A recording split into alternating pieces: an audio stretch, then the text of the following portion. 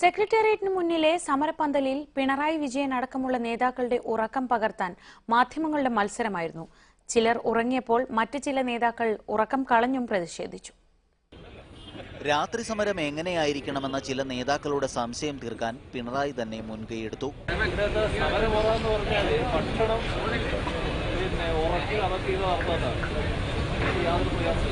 Party സെക്രട്ടറിയുടെ നിർദ്ദേശം ഇങ്ങനെ: സീനിയർ നേതാക്കൾക്ക് വേണമെങ്കിൽ അല്പം ഉറങ്ങാം.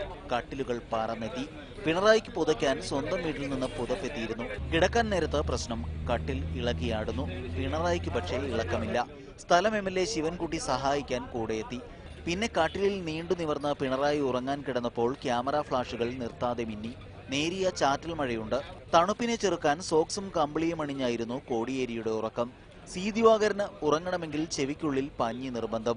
പഞ്ഞിന് അങ്ങനെയൊന്നുമില്ല. ഇത്തിരിയിടം കിട്ടിയാൽ എവിടെയും കിടക്കാമെന്ന മട്ട്. കട്ടിൽ കിട്ടാത്ത ശർമ്മയും സംഘവും താഴെ തറയോട് പാകിയ ഫുട്പാത്തിൽ. ജി സുധാകരൻ ഉറക്കം ഒഴിഞ്ഞും പ്രതിഷേധത്തിലാണ്, കസേരയിൽ തന്നെ. തോമസ് ഐസക്കാവട്ടെ ടാബിൽ തിരക്കിട്ട വായനയിലും. കിട്ടിയിടത്തൊക്കെ അണികളും അനുഭാവികളും രാത്രി മുഴുവൻ ഉറങ്ങിയും ഉറങ്ങാതെയും. ഏഷ്യാനെറ്റ് ന്യൂസ്, തിരുവനന്തപുരം.